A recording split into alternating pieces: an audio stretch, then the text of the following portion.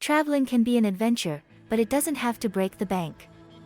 Here are 10 genius hacks to save money and stress on your next trip.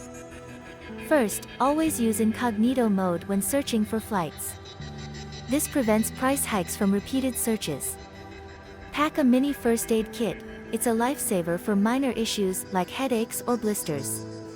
Download offline maps and translation apps before you go to avoid getting lost or struggling with language barriers.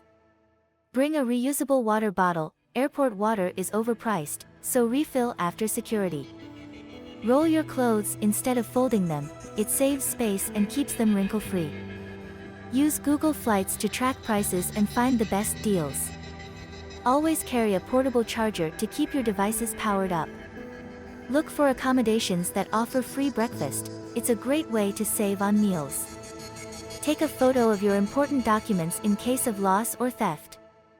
And don't hesitate to ask for free upgrades at hotels or on flights. A polite request can go a long way.